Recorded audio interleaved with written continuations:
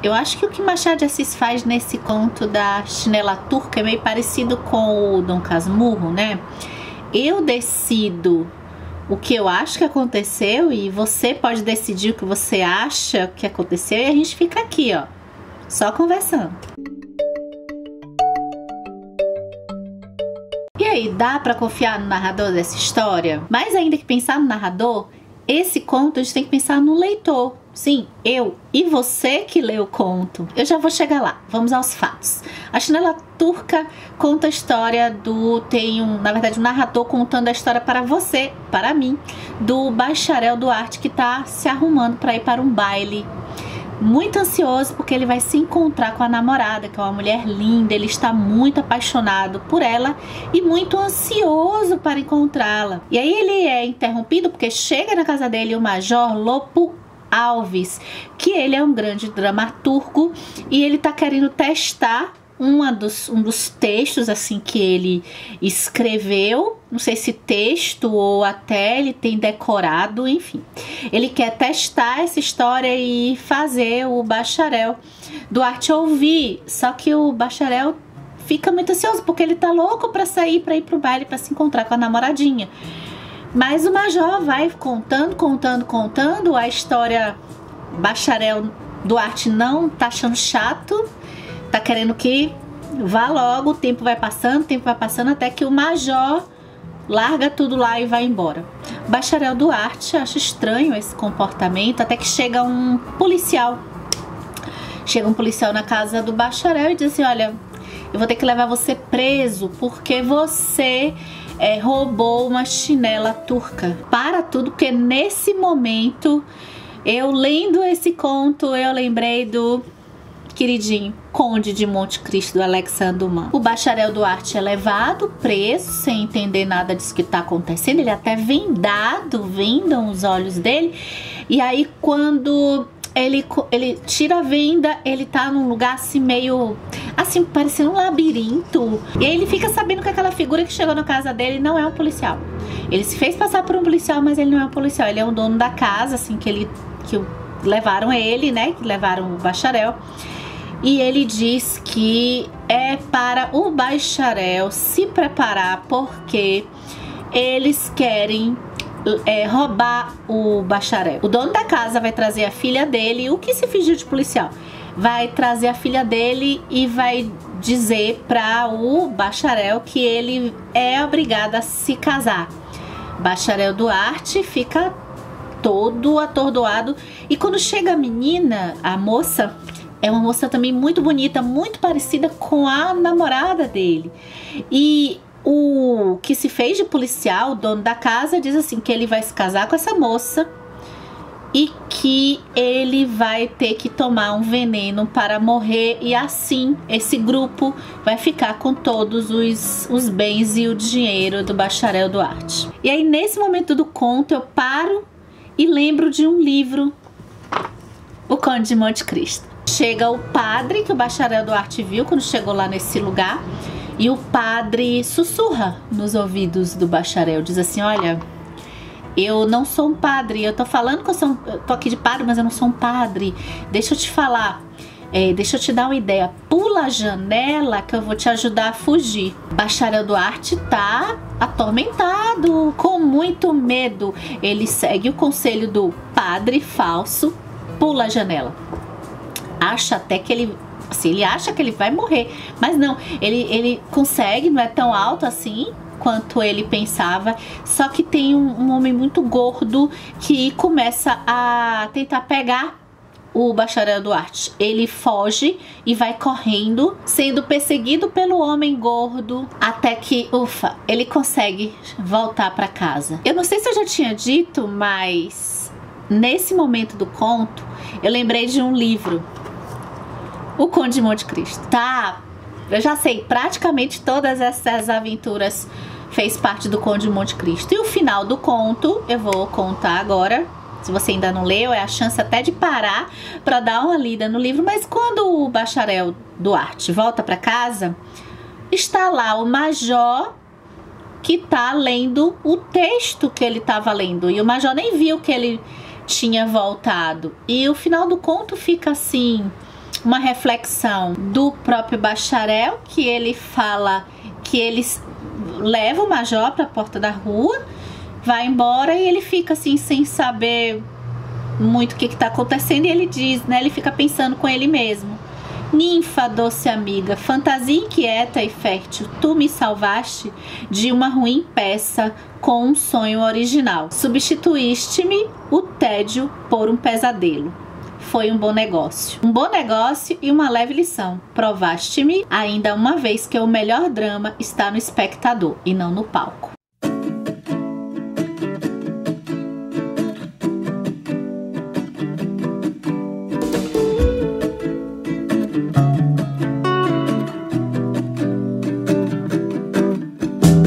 Não precisa eu falar de novo que esse estilo de aventuras mirabolantes, com exceção do final, que a gente vai conversar dessa coisa de realidade do que aconteceu, mas aventuras mirabolantes me lembram muito, me deram muito saudade do Conde de Monte Cristo. Então, se você gostou desse conto, especialmente por essas peripécias e essa aventura meio até lúdica, eu recomendo o Conde de Monte Cristo para você ler. Quando eu terminei de ler o conto A Chinela Turca, eu fiquei assim: Machadinho trollou com a gente, né? A gente tá junto aqui. Deixa nos comentários que eu vou adorar saber o que você achou, né? Meio que trollou. Eu fui reler uma parte do conto e eu fiquei pensando desse final, e o ponto que eu, como leitora, parei para pensar que não era verdade. Olha, o Machado de Assis me enganou até o fim, porque até a hora dele entrar na casa e ver o Major lá dentro, eu tava comprando a ideia da aventura. Então vamos lá, são 2 pontos pra gente jogar aqui na roda. O primeiro, que antes da gente falar dessa coisa de um sonho, da fantasia do Bacharel Duarte,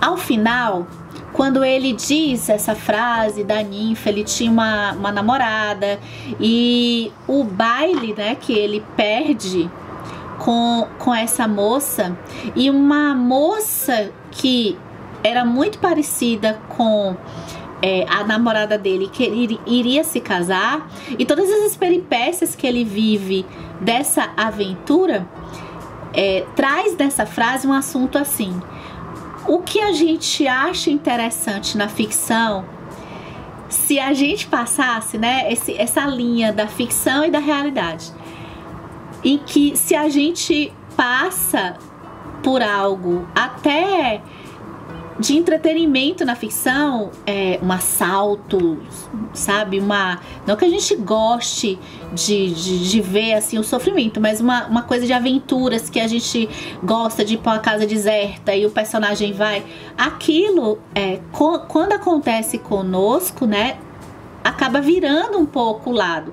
É a coisa do espectador e do palco, que é o ator. E outra coisa que eu pensei nesse conto é sobre o assunto da literatura fantástica. O assunto daquilo que a gente acha que seria uma fantasia. Uma fantasia por quê? Ou porque aquilo não aconteceu, lembrando que a gente está no história. Então aquela história, o texto que a gente está lendo é um narrador contando pra gente uma coisa que a gente já está no âmbito da ficção. Mas dentro da ficção, que a gente está dentro dessa história, aquilo aconteceu ou não aconteceu? E o que aconteceu beira, a gente questionou como leitor, a gente questionou, pô, isso tá estranho, isso não tá me parecendo verdade dentro da história. E o fantástico dentro da história que leva a gente um pouco para o gênero meio que da fantasia ou até do realismo mágico, que vem um elemento que é meio sobrenatural, ou um elemento que não existe na nossa referência de mundo real para a história. Muita coisa acontecendo ali, né? Um padre que não é padre, um cara que vai tentar roubar ele, mas com um plano mirabolante, porque ele vai sequestrar ele para fazer ele casar com a filha, para ele tomar um veneno. Então, assim, no nosso mundo real isso paira um certo absurdo. E assim, por que que também Machado fez a gente, não sei se fez você ou se eu que fui a leitora, mas assim, fez a gente, de certa forma, comprar um pouco essa aventura, porque a gente está lendo um conto, então talvez a gente esteja mais aberta a comprar uma aventura e depois até ficar um pouco na dúvida.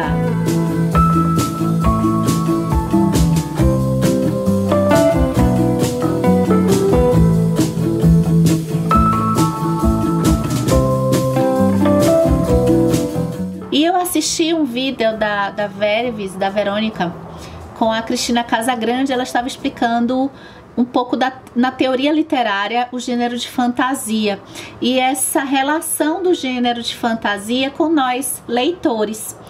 E eu dialogo muito com esse conto do Machado de Assis. Elas comentam no vídeo, tá tudo de referência desse vídeo, tá aqui no box de descrições. Elas comentam sobre os tipos de leitura que a gente pensa que é fantasia, a gente pensa até que pode ter a sensação da fantasia, mas na prática não é fantasia. Então são eles, por exemplo, a fábula. A gente, é meio absurdo a gente pensar em animais, mas ali as regras e a realidade está dentro dos humanos. Se trocar animais por humanos, a história funciona. Elas falam das viagens fantásticas, que também estariam tangenciando a fantasia, porque você tá no mundo real, mas vai para um lugar e aquele lugar tem alguma coisa diferente.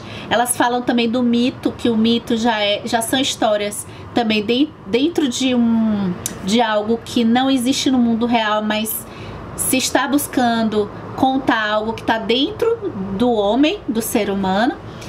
E o outro ponto que também dá que não é a fantasia mesmo, é o sonho. E o sonho, eu não sei você, quero saber, mas o sonho, às vezes ele tem uma função que me dá realmente uma frustrada, porque é meio que a gente vai para uma história, para o mundo, a gente vê aquilo que é tão assim inóspito e novidade, a gente entende aquela realidade daquele mundo, a gente mergulha nessa fantasia para depois o autor dizer assim, não existe.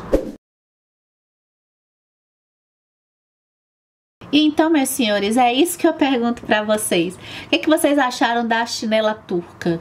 Vocês acharam que era um sonho? Vocês se frustraram ao saber que aquilo não era verdade? Eu mesmo quis buscar que aquilo aconteceu, sabe? Que essa aventura mirabolante aconteceu. Que fez parte da história do Bacharel Duarte. Mas tudo indica que foi tudo coisa da cabecinha dele. Eu espero que vocês tenham gostado dessa semana especial de contos do Machado de Assis. Se você chegou aqui nesse vídeo e não acompanhou os vídeos anteriores, foi bem bacana. A gente passou a semana inteira conversando dos contos de Machado de Assis.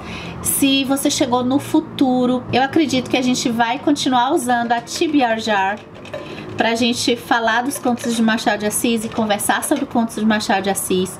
Eu não vou fazer o sorteio do próximo conto agora, porque eu não tenho ainda, nesse dia que eu tô gravando o vídeo, uma ideia de quando eu vou conseguir ler o conto e produzir o vídeo aqui pra vocês. Mas eu acho que a experiência foi super válida.